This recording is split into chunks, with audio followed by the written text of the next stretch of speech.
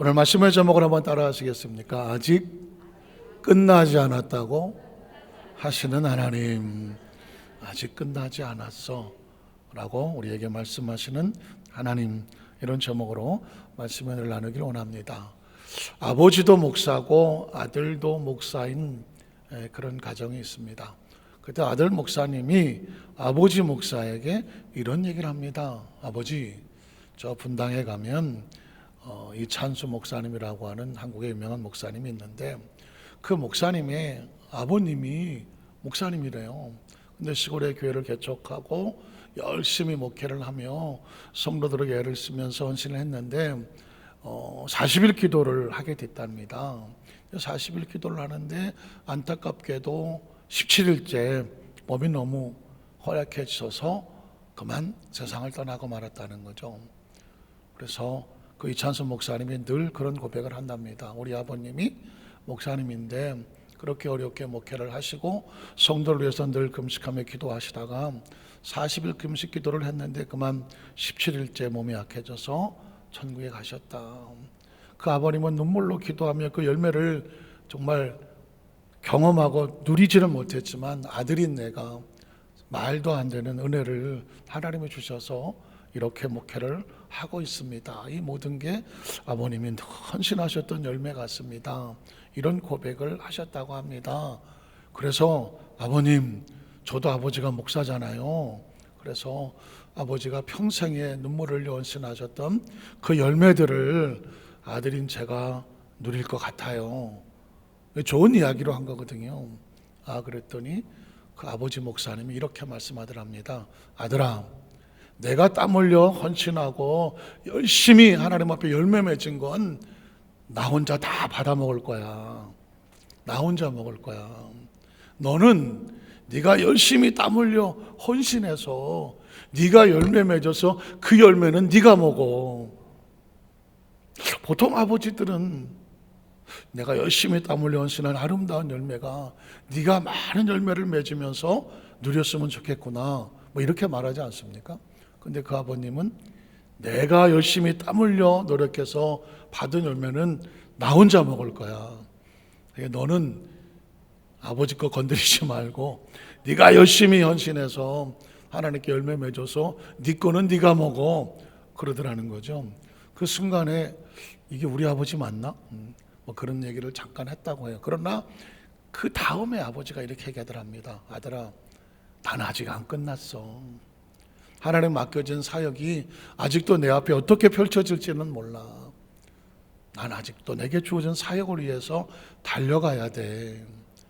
이 아들이 순간 잠시 서운하게 자겠던 것보다도 난 아직 안 끝났다라고 하는 아버지의 말씀이 가슴에 박히더라는 것입니다. 그리고 그게 하나님의 음성처럼 들리더라는 겁니다. 하나님은 아직 끝나지 않으셨다는 거죠. 저는 이 이야기를 어떻게 들었냐면, 크리스찬들이 간혹 이렇게 생각하잖아요. 하나님, 나 이제 끝났어요. 재정적으로 끝나고, 건강도 그렇고, 관계도 그렇고, 상황도 그렇고, 난 더 이상 희망이 없어요. 하나님, 나 이제 끝난 것 같아요. 그래서 울고 힘들 때가 얼마나 많습니까? 근데 그 상황 속에서 하나님은 이렇게 말씀하는 거죠. 난 아직 안 끝났어. 한번 따라 하실까요? 나는 아직 안 끝났어. 너는 끝났다고 말하지만 내가 끝나지 않았다면 너도 안 끝난 거야. 이해가 가십니까? 성경에 보니까 하나님은 하나님의 사람들을 이끌어 가실 때에 인간은 끊임없이 자꾸 포기하고 싶어 하잖아요. 여기가 끝인가? 여기가 끝인가? 그러나 하나님은 그들의 삶 가운데 아직 안 끝났어. 하나님은 포기하지 아니하시고 하나님 일을 마침내 이루어 가시더라고요.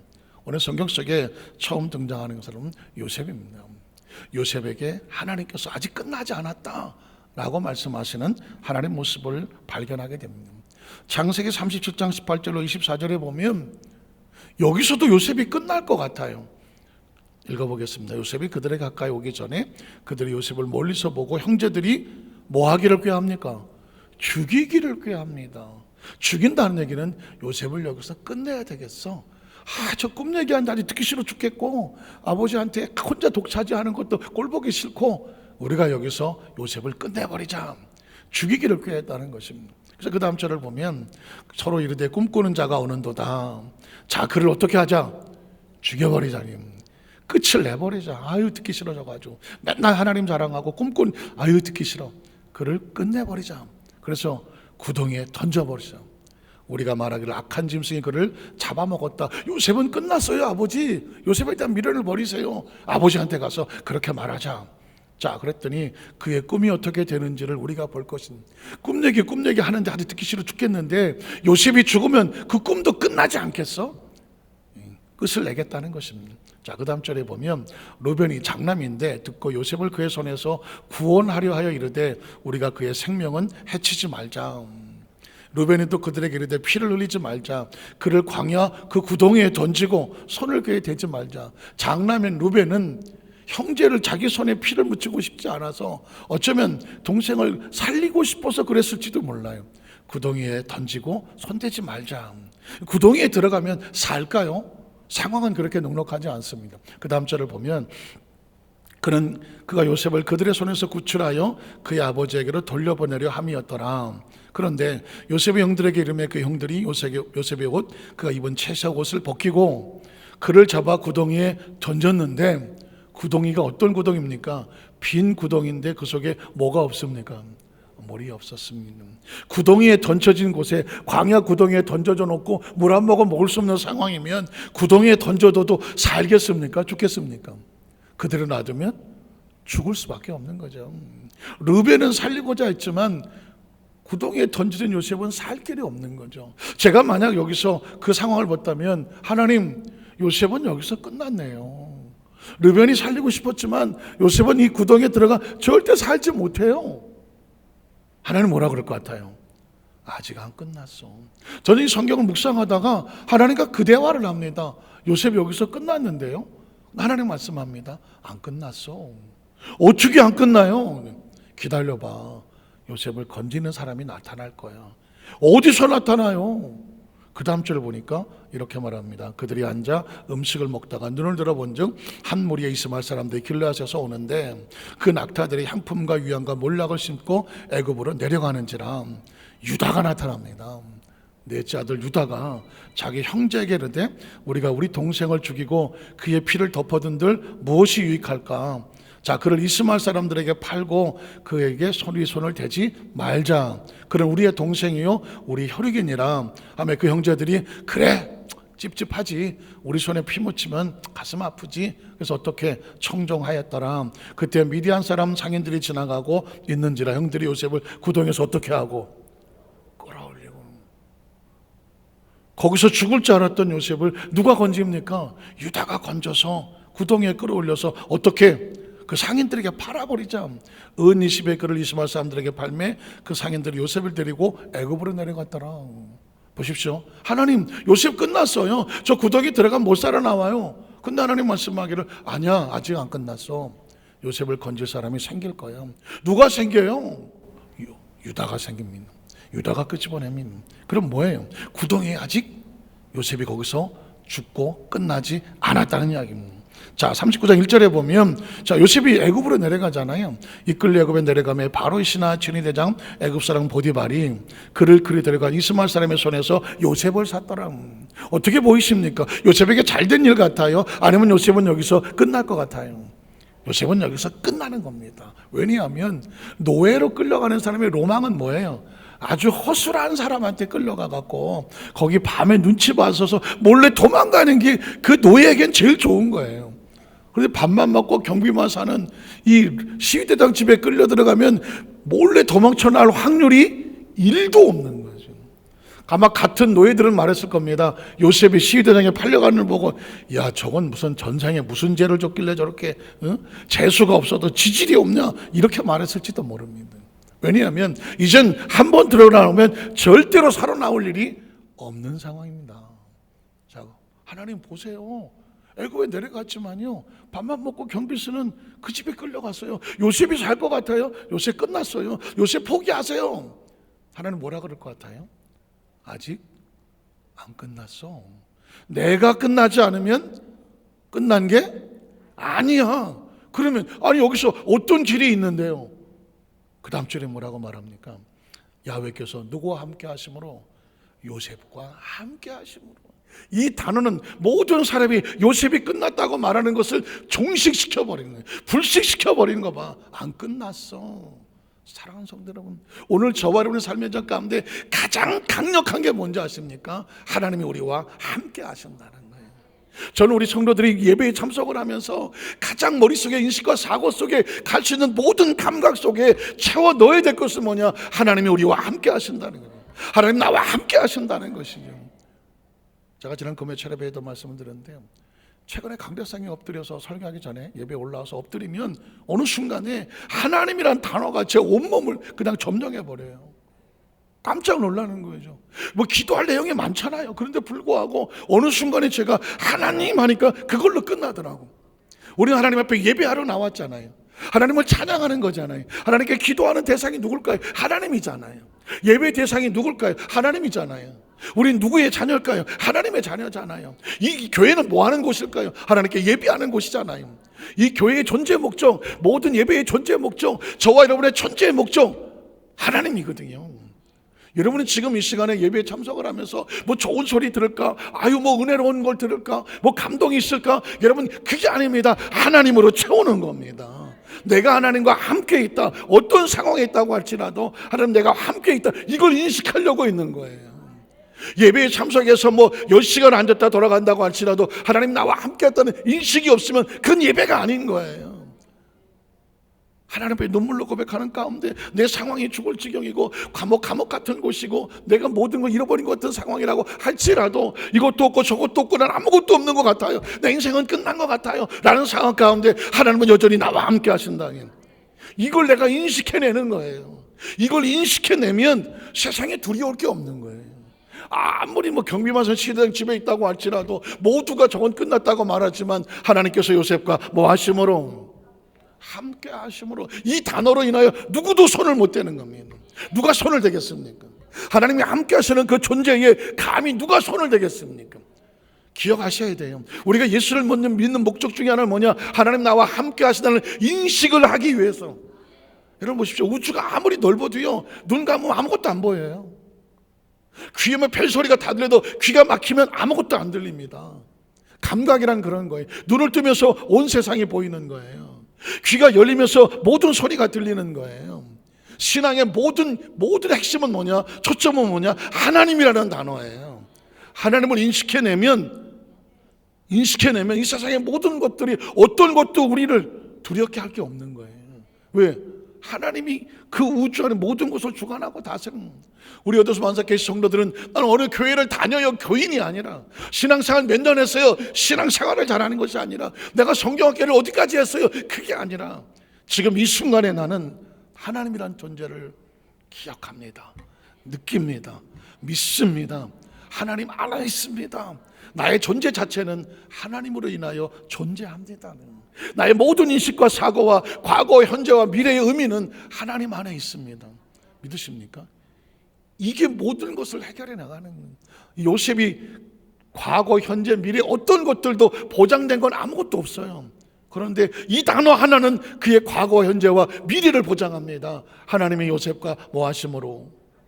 함께 하심으로 해요. 여러분이 수도 없이 보았던 성경, 수도 없이 읽었던 성경, 뭐 그냥 특별할 것도 없는 단어, 하나님이 요셉과 함께 하시더라. 그러나 이거 하나면 모든 게 끝나는 거예요. 이 시간 예배에 참석하면서 여러분의 머리를 복잡하게 하는 게 뭘까요? 아프게 하는 게 뭘까요? 두렵게 하는 게 뭘까요? 짜증나게 하는 게 뭘까요? 여러분을 갖다 손발을 묶어놓는 게 뭘까요?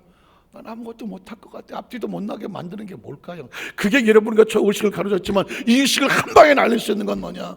하나님이 너와 함께 하신다는 것입니다. 이 인식이 중요해요. 사실 신앙은 인식이잖아요. 뭐 보입니까? 들립니까? 손에 잡힙니까? 무엇을 믿느냐고 내놓으라고 말하지 않습니까? 우리가 가지고 있는 모든 인식을 통해서 난 하나님을 인식해내는 거죠. 하나님이 느껴지는 것이죠. 하나님을 믿는 것이죠. 하나님이라는 존재를 내 가슴속에 세워넣는 것이죠. 난 그분과 함께 있다는 인식을 내가 느끼는 것이죠. 이거 느끼는 사람은 세상에 어느 누구도 손을 대지 못합니다. 요셉이 지금 남의 집살이에 팔려 들어갔지만 그를 위협하고 그를 두렵게 하고 그의 삶을 무너뜨릴 존재가 있다고 생각하십니까? 이 단어 앞에서는 누구도 나서지 못합니다. 하나님이 요셉과 함께 하심으로, 이거 하나로 모든 존재가 있는 겁니다. 그러면 그의 삶 가운데 어떤 일이 벌어지냐면 그가 뭐한 자가 돼요? 형통한 자가 돼요. 제가 성경 속에서 가장 소중하게 여기는 단어 중에 하나가 뭐냐? 형통이라는 단어예요. 형통. 왜냐하면 하나님의 축복을 다른 말로 말하면 형통이거든요. 형통이 뭐예요? 사방에 막힌 길이 없이 열려지는 거거든요. 인생의 삶의 문제가 뭡니까? 막히는 게 문제 아닙니까? 그러나 그 막히는 곳이 뚫어지는 역사를 형통이라고 그래요. 제가 예전에 제 이름을 한번 바꾸려고 그랬어. 김형통 목사. 김형통 목사 얼마나 좋아. 근데 제가 포기했어. 어떤 여자 드신 아유 그저 뭐 분이 저한테 아유 목사님 뭐 이름을 바꾸신다면서요. 그래서 예 좀 바꿔보려고 했더니 아유 지금도 통통한데 왜 통통이라고 바꿔요? 아 통통이가 아니고 형통이 했더니 아니 그냥 뭐 형통이나 통통이나 다 통통한. 그때부터 제가 통통해서 그냥 통통한 게 안 빠지잖아요. 물론 좋긴 하지만 형통이라는 단어를 여러분 꼭 기억하십시오. 하나님께서 함께 하셔서 길을 여시는 거는 형통한 자가 되어 그의 주인 애굽 사람의 집에 있으니 그의 주인이 야훼께서 그와 함께 하시. 저건 우리 집에 노예로 와 있지만 노예가 아니구나. 저 배후에는 누구도 손대지 못할, 상상하지 못할, 예측하지 못할 거대한 존재가 있음을 주인이 알았어. 함께 하심을 보며 또 야훼께서의 범사에 형통하게 하심을 보았더라. 그래서 어떻게 요셉이 그의 주인에게 은혜를 입어 섬김에 그가 요셉을 가정총무로 삼고 자기 소유를 다 그의 손에 위탁하니 그 요셉에게 자기의 집과 그의 모든 소유물을 주관하게 한 때부터 야훼께서 요셉을 위하여 그 애굽 사람의 집에 뭘 내립니까? 복을 내림으로 야훼의 복이 그의 집과 바치는 모든 소유에게 임하게 되었고 또 주인이 그의 소유를 다 요셉의 손에 위탁하고 자기가 먹는 음식에는 간섭하지 않았다. 모든 전권을 요셉에게 주어서 그 집을 경영하게 만들었어. 하나님, 아니 지금 요셉이 지금 나중에 애굽의 총리가 되어지는데 저 남의 집에 와서 남의 집 살이나 하고 있으면 어떻게 된 거예요? 요셉은 이제 끝났나요? 안 끝났어. 그럼 저기서 뭐 하는 거예요? 훈련받는 중이지. 기억하셔야 돼요. 크리스찬에게요 절대 절망은 없어요. 절대 희망이고요. 내 인생에 쓸데없는 건 아무것도 없어요. 혹시 그런 생각해 보셨습니까? 한번 따라하시고 내 인생에 쓸데없는 것은 아무것도 없다. 그게 비록 아픈 기억일지라도 슬픈 기억일지라도 남들이 말하는 실패라고 말할지 몰라도 고난이라고 말할지 몰라도 내 인생에 버릴 건 아무것도 없습니다. 그 과정을 겪는 과정 속에서 아 이러면 안 되는 거구나. 이러면 아픔이 다가오는 거구나. 이 하나님을 떠나면 나에게 아픔과 상처가 다가오는 거구나. 이렇게 해야 되는 거구나. 이 모든 걸 다 겪고 교육과 훈련이 되어져서 균형이 잡혀지면 그때 하나님께서 야 너한테 내가 이만한 것을 맡겨도 되겠구나. 교육 가능한 가정. 요셉이 지금 남의 집살이를 한다고 해서 그게 버리는 시간이 아니더라고요. 하나님은 요셉에게 기회를 주고 있는 것입니다. 혹시 아십니까? 하나님은 우리에게 어떻게 축복하시느냐? 기회로 축복하신다. 한번 따라하실까요? 하나님은 우리에게 기회로 축복하신다. 하나님 저에게 지혜를 주세요 할 때 갑자기 머리가 좋아지는 게 아니라고 말했습니다. 그 지혜를 얻을 수 있는 상황을 겪으면서 내가 지혜로워지는 것이죠. 하나님 나에게 은혜를 주십시오. 사랑과 용서의 마음을 주십시오. 갑자기 용서가 확 되는 게 아니라 어떤 과정을 겪으면 몸부림치는 과정 가운데 내가 용서받은 게 생각이 되면서 내 안에서 용서가 나가는 거 아니에요. 요셉이 꿈을 꿨다고 해서 하루아침에 내가 애굽의 총리가 되겠다. 뭐 사돈의 팔촌의 머슴의 조카가 나타나서 너 우리 친척이니까 총리 되라. No. 그렇게 맡겨놓으면 아무것도 못합니다. 하나님은 요셉에게 기회를 줍니다. 무슨 기회? 교육받을 기회, 훈련받을 기회. 그 기회를 받으면서 그 살림을 책임져 본 사람만이 나중에 매니저멘트를 하고 어카운트 회계를 알고 리더십을 겪으면서 나라의 총리도 되어지는 것입니다. 그래서 여러분 저와 여러분이 예수님 안에 있다고 하면 우리 인생에 과거에 버릴 건 일도 없어요. 가끔은 후회가 되고 내가 왜 그랬을까 가슴 아프기도 하고 자기 자신의 땅을 치기도 하고 내 자신이 후회스럽기도 하고 물론 그런 아픈 과거를 없는 사람이 누가 있습니까? 그러나 기억하십시오. 그것이 하나님 안에서 아름다운 열매로 만들어지는 과정 가운데 그거로 인하여 우리 자신의 모습이 더 성장하고 성숙할 수 있는 하나님의 기회로 만들어주시면 내 지나간 삶에 버릴 건 일도 없다.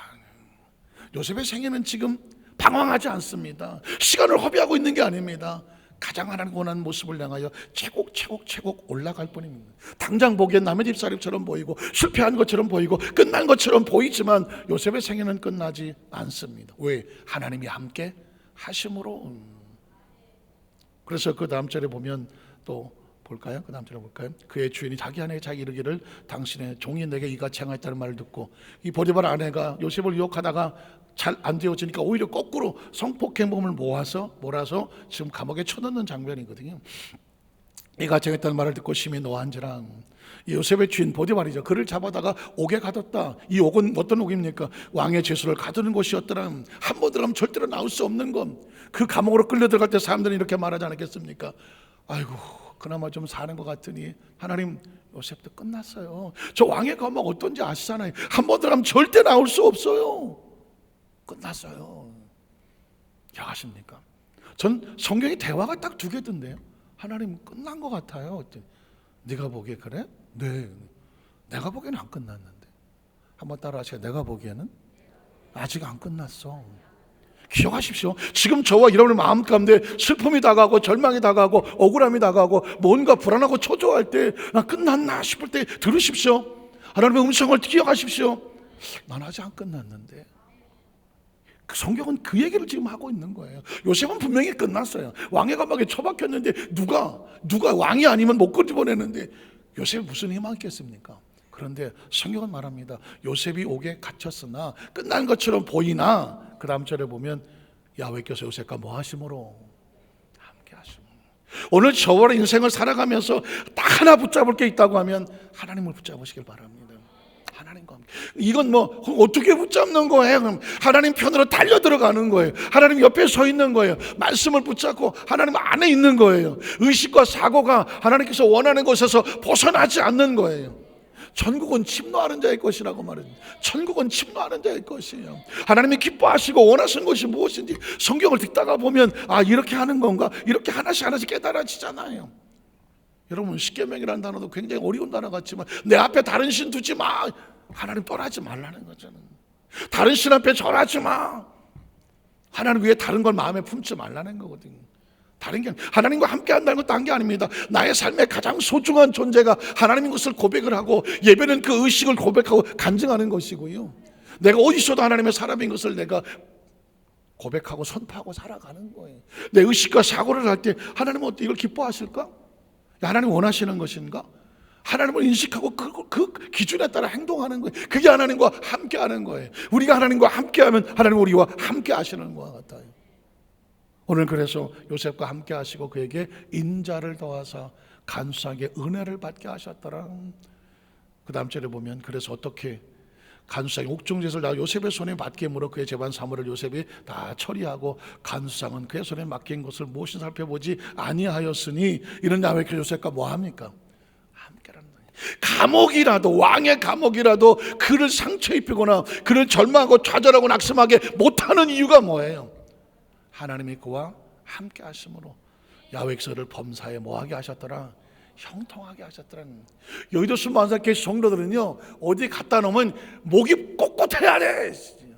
콧대 높이고 여기다가 교만하라는 뜻이 아닙니다. 어디 가서 쭈삣거리지 말라는 거예요. 허리 빳빳하게 펴고 가슴을 펴고 당신이 누구냐고 물으면 난 하나님의 사람이다. 교만하고 자긍하라는 것이 아니라 영적으로는 꼿꼿하라. 허리는 굽히고 겸손하고 따뜻하고 온유하고 부드럽지만 영적인 것만큼은 하나님의 자존심에 상처내지 말아요. 세상 어디 가서 기웃거리면서 아유 뭐 좀 도와주세요. 아유 뭐 조금 어떻게 좀 해주세요. 쭈삣거리지 말아라. 요셉이 지금 낯설고 물성으로 끌려가갖고 뭐 남의 집살이도 하고 한번 들어 나올 수 있는 왕의 감옥에 든다고 해서 요셉이 거기서 다니면서 울고 불고 지지리 짜고 앉아갖고 이거 하는 모습이 하나도 보이지 않는 이유가 뭘까요? 하나님이 요셉과 함께 하심으로 그가 형통한 자가 되어서 범사 하나님께 복을 주시고 사람과의 관계도 하나님이 은혜를 주시니 간수의 마음이 움직여지는 것이고 그곳에 들어간 이유도 아시잖아요. 총리가 되기 위한 과정일 뿐이에요. 하나님 요셉을 감옥에 저집어 놓고 그 세월을 그 청춘을 헛되게 보냈습니까? No. 왕의 감옥에서 왕을 모시던 그 장관들 내각에 관련됐던 사람들에게 1대1로 레슨을 받으면서 거기서 차곡차곡 교육받아 흘러가는 요셉에게 과거에 버릴 거 하나도 없다고 말했잖아요. 마찬가지예요. 저와 여러분의 인생 속에 과거의 아픔과 상처와 눈물 하나도 버릴 거 없습니다. 그게 하나님 앞에서 내가 하나님 앞에 붙잡고 있다고 하면 그 모든 것이 단단하게 나를 만들어서 쭈삣거려서 비참했던 나의 과거를 돌이켜볼 때마다 다시는 내가 세상에 굽실거리지 않겠다. 하나님께서 그의 범사에 복을 주시고 형통한 자가 되게 하소서. 난 하나님의 작품이 되게 하겠다. 모르는 날 내가 그 자리에 섰을 때 당신 어떻게 거기 올라갔습니까? 내 대가리가 좋아서. no. 하나님이 나를 만드셨다. 어떻게 생각하십니까? 지금 하나님은 바로 그걸 우리에게 선포하고 계시는 겁니다. 그 다음 절을 보면 술 맡은 관원장이 요셉을 기억하지 못하고 그러셨더라. 요셉의 마지막 희망, 그 왕의 감옥에서 그 술 맡은 관원의 꿈을 해석해주고 그가 복직이 되었을 때 제발 나가서 나는 여기서 이런데 들어올 행동을 한 사람이 아닌 나를 위해서 왕에게 변호해 주시고 그 사실을 좀 알려서 나를 내보내달라. 요셉이 가진 인간적인 마지막 희망과 같았어요. 그래서 성경은 단호하게 잘라냅니다. 술 맡은 관원이 술을 너무 평소에 많이 쳐드셔갖고 어떻게 기억을 상실했어. 요셉을 잊어버렸다는 거예요. 어쩌면 이거는 인간이 마지막 가질 수 있는 인간에 대한 어떤 기대감 아니겠습니까? 혹시 어떻게 어쩔 수 없잖아요. 저와 여러분도 뭐 인간 세상에 살아가는데 삶을 사다 보면 누군가를 기대하게 되잖아. 저 사람한테 맡기면 좀 내가 길이 미래가 좀 열릴 것 같은 기대감이 생기잖아요. 인지상정이지 뭐 어떻게 하겠어. 근데 여러분 보십시오. 그 길이 막혔을 때 다른 사람들은 뭐라고 말했을까요? 아, 저건 끝났어. 술 맡은 관원의 기억을 해야 뭐가 길이 열리는데 기억하지 못하면 끝난 것 같지 않겠습니까? 크리스천들은 그때 어떻게 하는가? 저도 하나님한테 묻는 거죠. 하나님, 저 술 맡은 관원이 나가서 요셉 잊어버렸는데요? 끝났죠? 그랬더니 안 끝났어. 끝났어요. 좀 뭐 어떻게 된 거예요? 그랬더니 지금 요셉은 때를 기다릴 뿐이지 끝나지 않는 거예요. 한번 따라하세요. 지금은 때를 기다리는 중입니다. 네. 지금은 때를 기다리는 중입니다. 거기에 인내가 필요하겠죠. 거기에 신뢰가 필요하고 하나님에 대한 절대 믿음이 필요하겠죠. 그리고 마침내 요셉은 뭐가 됩니까? 총리가 됩니다. 37절 43절에 보면 바로가 그의 모든 신하가 이를 좋게 여긴지라 바로가 그의 신하들에게 이르되 이와 같이 하나님의 영에 감동된 사람을 우리가 어찌 찾을 수 있으리요 하고 요셉에게 이르되 하나님이 모든 것을 내게 보이셨으니 너와 같이 명철하고 지혜 있는 자가 없도다. 너는 내 집을 다스려라. 내 백성이 다 명령에 복종하리니 내가 너보다 높은 것은 내 왕자뿐이니라. 바로가 또 요셉에게 이르되 내가 너를 애굽 온 땅에 이게 꿈 아닙니까? 총리가 되게 하노라 하고 자기 인장에 반지를 빼어 요셉의 손에 끼우고 그에게 세마포스를 입히고 금사슬을 목에 걸고 자기에게는 버금술에 그를 태우며 무리가 그 앞에 소리지기를 엎드리라 하더라. 바로가 그 애굽 전국을 뭐하게 하겠더라? 총리로 다스리게 하였더라. 내용은 길지만 한마디로 말하면 하나님이 이렇게 말합니다. 거봐, 꿈대로 됐잖아. 거봐, 한번 따라 거봐, 꿈대로 됐잖아. 하나님은 포기하지 않고요, 실수하지 않고요, 만들어내시는 거예요. 오늘 잠언 24장 16절은 이렇게 말하지 않습니까? 자, 의인이 뭐예요? 하나님의 사람을 말하는 거예요. 착한 일을 많이 해서가 아니라 하나님을 믿는 것을 의라고 말했습니다. 하나님 사람은 7번 넘어질지라도 다시 일어나게 만든다는 거예요. 어떻게 보면요, 7번 넘어졌다 일어날 사람 대단하지 않습니까? 예전에 무슨 홍수환이 그랬나요? 우리 가서 복싱하는데 4전 5기 4번 다운당했다가 5번 왔다고 해서 그때 다운시켰던 그 선수 이름이 뭐예요? 가라시키야. 이 가라시키야. 그때 한참 유행하지 않았습니까? 4번 쓰러졌다가 일어나갖고 상대를 쾌오시켜서 4전 5기라고 그래서 굉장하게 일어나지 않았습니까? 인류인은 7번 넘어지더라도 8번 일어난다. 그래서 사실은 대단해 보이죠. 7번 넘어졌으면 다시 일어난다. 그러나 성경은 사람을 얘기하는 것이 아닙니다. 하나님은 7번 넘어졌던 사람이라도 다시 이렇게 세우셔서 사용하시는 분이 누구다? 하나님이란 뜻입니다. 하나님이라는 것입니다. 저와 여러분 보십시오. 내가 직근에 좀 자주 써야 될 사람이 있는데 똑같은 일에 3번 4번 넘어지면 그 사람 씁니까? 안 씁니까? 못 믿죠. 아니 또 넘어지고 또 아이 저걸 어떻게 쓰겠어? 그런데 하나님은 이렇게 말합니다. 너 3번 넘어졌어? 다시 일어나 보자요. 아이고 하나님 나 지금 5번 넘어졌어. 그래? 괜찮아. 내가 너 6번 이렇게 채워줄게. 아이고 난 7번 넘어졌어. 괜찮아. 아무도 없지만 난 널 포기하지 않아. 일어서자 하는 거예요. 중요한 게 뭐예요? 중요한 게 뭐예요? 7번 넘어질 정도로 무기력하고 무능력한 존재라고 할지라도 그를 세워서 일으킬 수 있는 건 하나님이 갖고 계시는 거예요. 7번 넘어 나도 너 어떻게 못하겠다 야. 이건 포기와 같아요. 네, 하나님은 7번 넘어졌던 사람이라도 넉넉히 이렇게 세워서 쓰실 수 있는 힘이 누구에게 있는 거예요? 하나님에게 있는 거거든요. 이걸 머릿속에 있어야 베드로 같은 사람도 들어 쓰시는 이유가 있는 거죠. 그래서 여러분 두 번째 보면 베드로를 향하여 끝나지 않았다고 하시는 예수의 모습을 봅니다. 마태오 26장 33, 35절에 보면 베드로도요 의혹은 있었어요. 베드로가 대답하이르되 우리 모두가 주를 버릴지라도 나는 결코 버리지 않는다. 나는 예수님의 수제자 아닙니까? 내가 예수님의 마음을 가장 잘 알고 수제자고 나이도 많고 내가 리더인데 내가 어떻게 예수를 버리겠습니까? 그런데 예수님 뭐라고 말합니까? 다음 절에 보면 예수께 이르시되 내가 진실로 내게 이르노니 오늘 밤 닭 울기 전에 내가 3번 나를 부인할 거야. 그때 뭐라고 말합니까? 무슨 소리예요? 아마 눈깔이 왕방울 만해갖고 막 코평수가 막 넓어져갖고 침을 튀기면서 강조하지 않겠습니까? 베드로가 이럴 주여 내가 주와 함께 차라리 내가 죽을지언정 절대로 내가 부인하거나 도망가거나 주님이 떠나는 일은 없을 겁니다. 어쩌면 이건 진실이었을 거예요. 그러고 싶었을 거예요.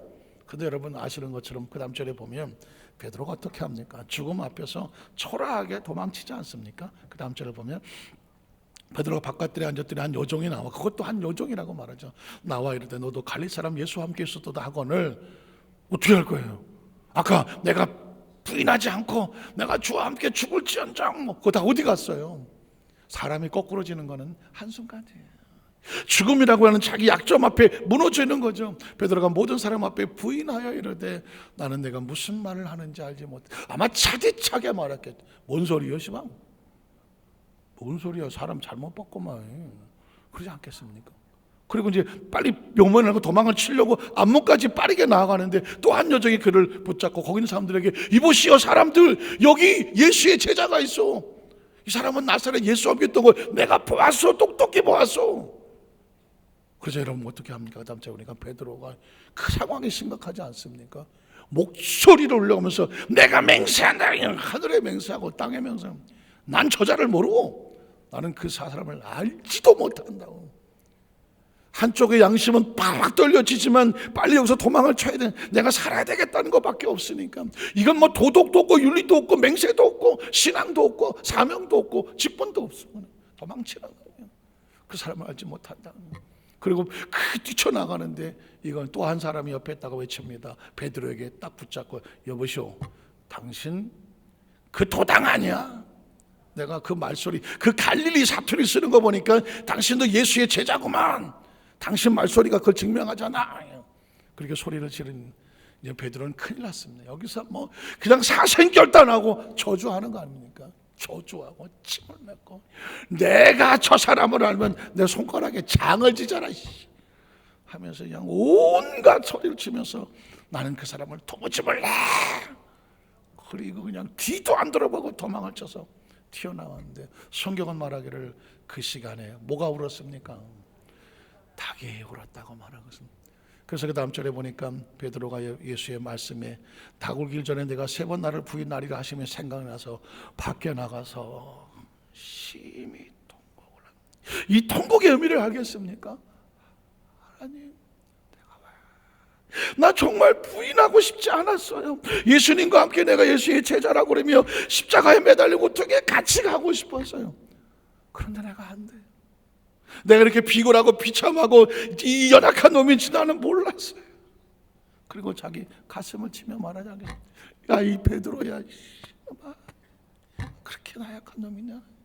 자기 자신에 대해서 실망하고 주님 앞에 실망을 시킨 자기 자신의 모습이 초라하고 감히 수제자라고 그 다른 제자 앞에 나섰던 자신의 모습이 초라하고 이런 사람이 예수님 앞에 나올 수가 있겠습니까? 요한복음 21장 1절로 4절에 보면 그 예수께서 디베레 오셔서 또 제자들에게 자기를 나타냈으니 이러하더라. 부활의 주님께서 나타나셨다는 소리를 제자들이 듣습니다. 시몬 베드로와 디드모라는 도마와 갈릴리 가나 사람 나다나엘과 세베대 아들과 또 다른 제자들이 함께 있었는데 예수의 이야기를 듣고 났을 때 시몬 베드로가 야 예수님이 부활하셨어 우리 예수를 만나러 가자 해야 될 사람이 뭐라고 말합니까? 나는 못 가. 나는 못 가.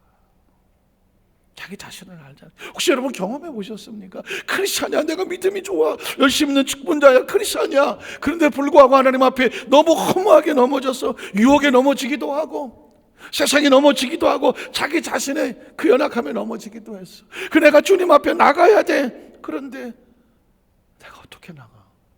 내가 어떻게 나가? 나 못 가. 우리 베드로의 심정이 그렇지 않습니까? 난 못 가요. 제자들이 예수를 만나러 가자 했을 때 난 못 가. 나 같은 놈이 어떻게 가? 그런 경험해 오셨어요? 나 같은 놈이 어떻게 일을 해? 나 같은 놈이, 나 같은 스스로 무너지는 놈. 그리고 나는 물고기나 잡으러 가지 뭐. 고기 잡던 놈이 고기나 잡아야지. 그게 지금 베드로인 거예요. 물고기 잡으러 가노라 하니 그들이 형이 안 가면 우리도 못 가. 우리도 함께 가겠다고 나가서 배 올랐으나 그날 밤에 아무것도 잡지 못.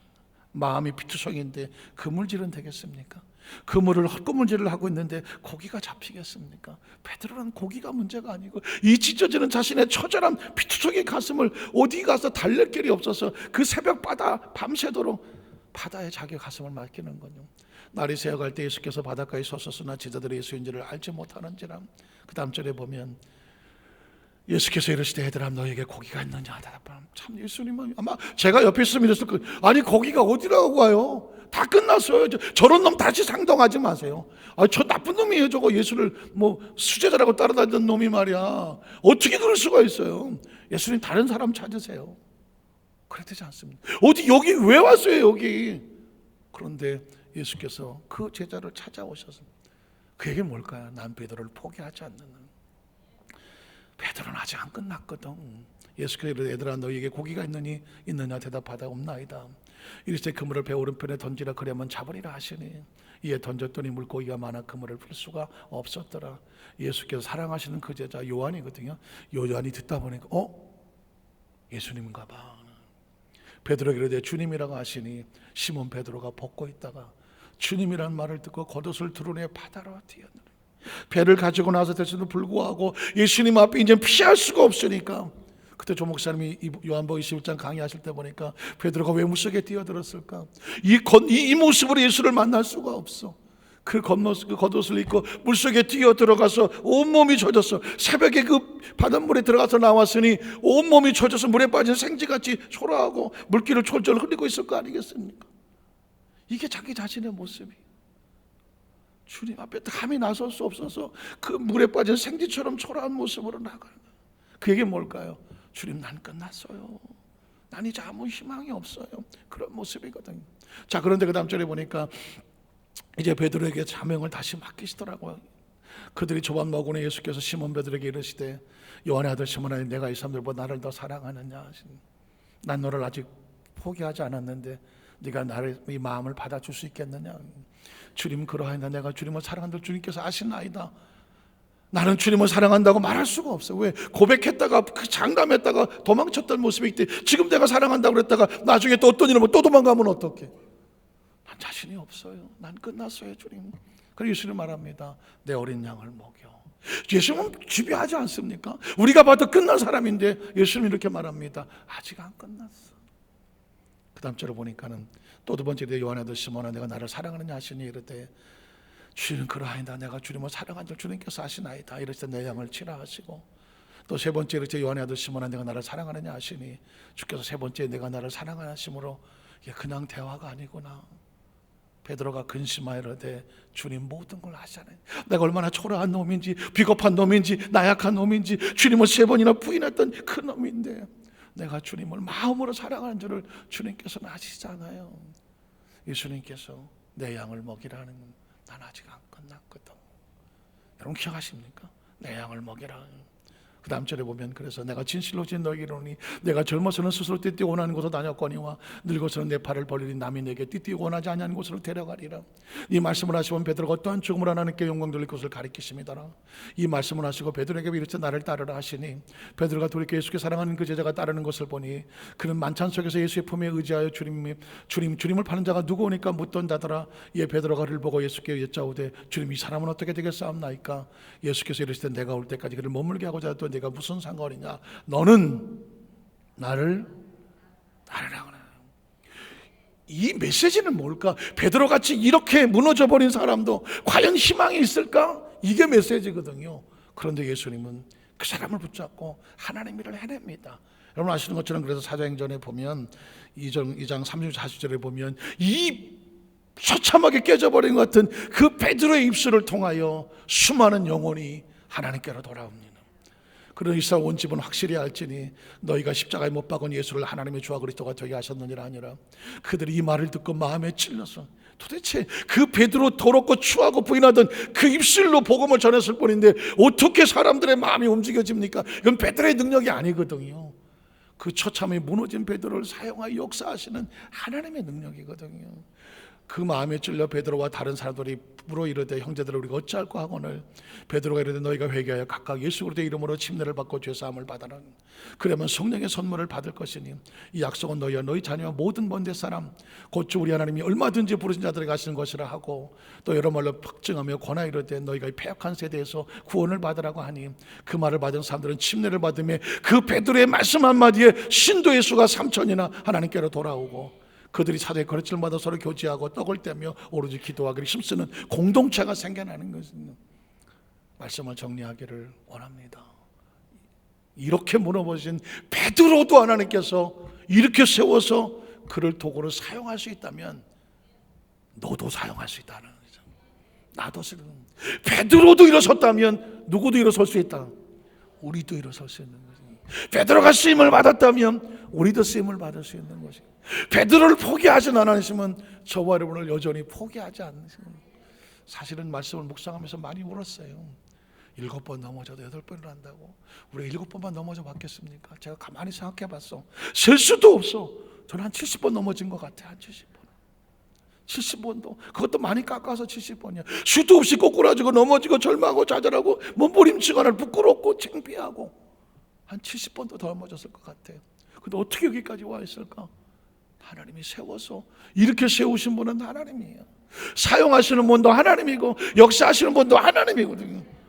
오늘 저와 여러분이 오늘 시간에 어떤 모습을 어떻게 있다고 할지라도 자신을 바라보지 마십시오. 우리가 아무리 부족해도 하나님께서 그 부족함 때문에 포기하실 분이 아니에요. 하나님은 실수하실 분이 아니에요. 오늘 부족하고 모자라지만 하나님께서 더 많이 끌어안아서 우리를 이렇게 세우셔서 하나님의 작품을 만드실 분이에요. 그러니 포기하지 마세요. 하나님이 포기하지 않으면 아무도 포기할 수 없습니다. 하나님은 지금도 여전히 저와 여러분을 이끌어가고 있다는 사실을 꼭 기억하시고, 매 순간마다 마귀가 넌 끝났어, 네가 뭘 하겠어 라고 속삭일 때마다 단호하게 사토나 물러가라. 하나님은 여전히 나를 포기하지 아니하시고 일하고 계신다. 이 믿음으로 승리하시기를 주의 이름으로 축복합니다. 여러분 두 손 한번 가슴에 얹으시기를 바랍니다.